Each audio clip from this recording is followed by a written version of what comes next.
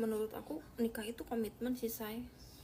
Pasti kamu sering dengarkan orang sini itu, walaupun dia sesayang-sayangnya sama pacarnya, dia mau hidup bersama sama pacarnya, tapi dia tidak pernah ada komitmen untuk menikah. Kamu juga sama, kamu tuh kalau pacaran sama orang sini, kamu tanya di awal, kamu tuh ada keinginan untuk menikah atau enggak. Dan menurut aku orang sini tuh gampang kok. Dari sebelum kalian pacaran, kalian udah bisa jujur satu sama lain. Jujur, tujuan hidup kamu tuh apa, visi misi kedepannya tuh kayak gimana. Dan aku ngomongin ini sesuai pengalaman aku ya. Aku pernah kenal satu orang sini, dan dia cerita kalau dia tuh berkomitmen, dia tuh nggak mau menikah. Intinya dia tuh nggak mau ada ikatan pernikahan. So ya udah, sesuka sukanya aku sama dia, ya udah aku putuskan untuk ya udahlah kita berteman aja. Gampang kan, kamu tinggal tanya dari awal aja dia tujuan hidupnya bagaimana. Tapi tips dari aku untuk kamu kan masalahnya kan udah pacaran, udah terlanjur pacaran nih. Nggak apa-apa, kamu tanya aja, kamu mau lanjut ke pernikahan atau enggak. Kalau nggak mau lanjut, ya udah, mending kamu yang memutuskan untuk udahan. Jadi intinya kamu harus tegas. Karena pernikahan beda negara kayak kita ini, say, itu tuh banyak banget rintangannya. Kalau nggak cinta-cinta banget, kalau nggak sayang-sayang banget, itu bisa berhenti di tengah jalan. Oke, buat kamu, semangat ya. Kamu tanyain sekarang juga sama pacar kamu mau lanjut ke nikahan atau enggak. Kalau dia jawab nggak mau, dia nggak mau menikah, ya udah, mending kamu yang ngalah. Kamu lepasin dia, kamu cari yang lebih baik lagi, yang mau diajak sampai ke jenjang yang lebih serius lagi. See you. Semoga bermanfaat ya. Ya, aku pacaran sama orang Taiwan 5 tahun, tapi nggak mau ada ikatan. Tapi bisa sulit. Dan kamu benar, kebanyakan orang sini itu hanya ingin hidup bersama, kayak menikmati kebebasan. Of course mereka nggak mau ada ikatan pernikahan. Dan aku paham, aku ngerti banget. Misal dari 10 teman-teman yang DM aku, itu hanya 4 atau 5 orang yang dinikahin resmi. Selebihnya zong. Mereka cuma korban PHP, dan sebenarnya mungkin si perempuan itu kayak terlalu berharap berlebihan. Kayak kalian tuh ngangengong nanya panjang lebar, gimana sih proses pernikahan Indo-Taiwan, apa aja syaratnya, aku harus kemana aja, ngapain aja. Tapi sebelum kalian ke tahap itu, pastiin dulu pihak laki-lakinya beneran gak mau nikahin kamu. Karena bukan aku mau ngebuka aib teman-teman, cuman ini aku spill salah satu contoh aja gitu ya. Kayak udah aku jelasin semua dokumennya, aku kasih apa aja yang harus kamu lakuin, kamu harus kemana aja. Endingnya, giliran aku tanya, gimana beb, prosesnya udah nyampe mana? Malah nangis. Kenapa kamu nangis? Gak bisa, ternyata dia selama ini cuma nganggap temen aja, cuman pengen happy-nya aja. Tapi giliran aku udah balik Indo, malah dia gak ada kabar sama sekali. Oke, intinya kayak gitu, kalian jangan bego-bego Amir. Kalian bisa tanya di awal hubungan kalian, di awal kalian jadian, kalian bisa tanya baik-baik. Hubungan kita tuh mau dibawa kemana? Mau membangun rumah tangga kah? Atau cuman membangun pabrik lendir kah? Karena kalian perlu tahu juga, orang sini juga banyak kok yang baik, yang niat serius, yang benar-benar ingin rumah tangga. Dan satu lagi, aku dengan senang hati bantu kalian, aku dengan senang hati jawab pertanyaan kalian. Tapi ya itu, pastiin dulu kalian udah benar-benar punya niat yang sama. So pasti kalian berdua harus benar-benar usaha, saling melengkapi. Karena pernikahan Indo-Taiwan itu banyak banget resikonya.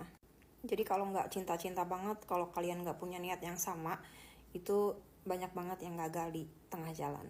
Apalagi untuk teman-teman yang mungkin mantan kaburan, atau dia double data, itu kan kalian bakal butuh lebih banyak waktu lagi untuk tinggal di Indonesia. So pasti kan kalian LDRan tuh. Nah di situ banyak banget tuh cobaannya, banyak banget resikonya. Mau itu resiko perpisahan, mau itu resiko ekonomi kalian, itu kan banyak banget, say. Gak terhitung. No. Kalau ini aku gak setuju sama sekali. Oke lah, mungkin kamu bilang maharnya murah. Tapi kamu tidak tahu proses yang sudah mereka lalui setelah itu. Menyatukan dua insan manusia dari dua negara yang berbeda itu sangat sulit, tidak semudah itu, sayang ya. Dari berapa biaya yang sudah mereka keluarkan? Ini dari hal kecil aja, say. Itu satu lembar dokumen aja, itu kita terjemahin ke bahasa Mandarin. Itu satunya bisa 500 sampai 600 ribu. Belum lagi dokumen yang harus ditransfer ke Indonesia, dari Indonesia balik ke Taiwan lagi. Itu dari dokumen aja udah berapa duit, say? Seberapa lelahnya fisik dan mental mereka karena harus bolak-balik teto. Sekalipun mereka pakai jasa agensi, tetap aja kita berjuang sendiri, tetap aja si orangnya ini yang harus datang ke teto. Kamu pikir bisa interview diwakilkan? Kamu pikir bisa juga akad nikah diwakilkan? Atau mungkin kelas pengarahan diwakilkan? No. Harus kita datang sendiri. Yang pakai jasa agensi aja mereka masih mumet, apalagi teman-teman yang proses mandiri. Itu double-double, say. Giliran mau masuk teto aja udah panas dingin. Bukan soal finansialnya aja, tapi ini lebih ke effort kedua belah pihak. Karena kalau nggak gitu, kalau nggak dua-duanya berjuang, kalau nggak dua-duanya capek, lelah-lelah bersama, ya nggak bakal jadi. Dan kalian juga pasti tahu mayoritas orang Indonesia itu kan muslim. Lah, setahu aku di KUA Indonesia itu nggak menerima pernikahan yang beda agama. So pasti si pihak laki-laki kan harus ada proses mualaf dulu, bahkan potong titit dulu.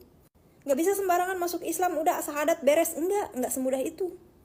Karena emang kenyataannya teman-teman yang DM aku itu kebanyakan kan muslim, yang nonis itu cuma 1-2. Mungkin kalau yang nonis kan mudah, laki-lakinya nggak mesti harus masuk Islam, tinggal nikah di wihara ataupun di gereja, udah selesai. Tapi karena mayoritas muslim itu lebih ribet lagi, say, prosesnya. Berapa biaya itu yang harus disiapkan si pihak laki-laki? Jadi kalau ada yang bilang nikah sama orang Indonesia murah, enggak murah. Belum lagi tiket pulang pergi si pihak laki-laki yang harus bolak-balik Indonesia Raya Merdeka. Nggak dihitung itu, say. Tapi kalau bilang soal mahar, orang sini juga kalau nikahnya sederhana, itu maharnya cukup dengan 1 cincin atau 1 kalung cukup. Yang mahal apa? Resepsinya. Double data di blacklist 5 tahun, terus interview 1-3 kali belum tentu lolos. Kalau laki-lakinya nyerah, bye-bye. Makanya sering banget aku ingetin untuk teman-teman yang double data ataupun mantan kaburan. Itu please deh, setelah kalian resmi menikah, buru-buru. Nggak usah babi bu lagi. Bila perlu kalian hitung masa subur kalian kapan, biar sekali dobrak langsung jadi bumil. Karena kehadiran anak di pernikahan kalian tuh sepengaruh itu, beb. Kamu bayangin aja anakmu ini bisa meringankan masa blacklist kalian. Bahkan bisa menghapus. So kalau laki lu gak bener-bener setia, kalau dia gak bener-bener kuat komitmennya, putus di tengah jalan, say. 5 tahun ditinggalin, pisah. Setelah resmi menikah lagi. Ya kan? Kalau gak kuat-kuat banget, kalau gak cinta-cinta banget, udah selesai di tengah jalan. Jadi untuk teman-teman yang masih pacaran gak usah berkecil hati, karena yang udah nikah aja, udah resmi menikah, itu kalau laki lu gak benar-benar cinta sama lu, putus tengah jalan, selesai. Dan kebetulan ada satu teman kita yang double data juga, dia tuh di blacklist selama 4 tahun. Tapi setiap tahun suaminya datang, say. Ya mereka mana-mana aja sampai si perempuannya balik lagi ke Taiwan. Tapi by the way, aku juga mau ngucapin selamat untuk teman-teman yang udah resmi jadi ibu rumah tangga. Aku gak mau bilang nyopit karena menurut aku agak berlebihan aja gitu. Aku lebih suka manggil kalian ibu rumah tangga aja. Ada yang bentar lagi terbang, ada yang bentar lagi ngurus ARC, bahkan ada yang lagi ngidam, ada yang besok interview, ada juga yang minggu depan ikut kelas pengarahan. Selamat ya, karena kalian udah benar-benar dicintai secara ugal-ugalan. Karena kalau lakimu gak benar-benar sayang sama kamu, dia gak akan nikahin kamu, say. Kalian hebat, kalian keren, kalian beruntung. Karena proses nikah Indo-Taiwan itu tidak sesimpel itu. Menguras banyak dompet, menguras banyak energi, capek mental, capek fisik. Tapi untuk teman-teman yang masih pacaran, seleksi dulu calon pasangan hidup kalian. Kalian mau proses nikah dengan orang Taiwan, tapi kalian belum tahu nih benefit apa aja atau keuntungan apa aja yang kalian akan peroleh kalau kalian menikah dengan orang Taiwan. Yang pertama, ARC kalian itu adalah statusnya sebagai istri dari warga negara orang Taiwan. Jadi kalian gak perlu memperpanjang ARC kalian. Selain itu, kalau misalnya kalian tinggal di Taiwan selama 3 tahun berturut-turut dan tidak keluar dari negara Taiwan, kalian bisa loh ambil APRC ataupun kalian mau ganti ke warga negara Taiwan. Ditambah lagi kalau misalnya kalian punya anak dengan orang Taiwan, anak kalian akan memiliki 2 warga negara, yaitu warga negara Indonesia dan juga warga negara Taiwan. Dan setelah 17 tahun mereka wajib memilih apakah mereka tetap mau jadi warga negara Taiwan atau mereka akan memilih warga negara Indonesia. Dan yang kedua, tenang aja kalian tetap bisa mendaftarkan NHI atau kartu kesehatan, di mana NHI ini akan mempermudah pembiayaan untuk rumah sakit dan pengobatan kalian, yang pastinya jadi lebih murah. Gimana? Kalau kalian masih ada yang kurang ngerti atau mau tanya-tanya lebih lanjut, kalian bisa langsung chat aku, dan jangan lupa bantu aku untuk like, follow, dan share ke teman-teman kalian juga. Siapa tahu mereka membutuhkan informasi selanjutnya.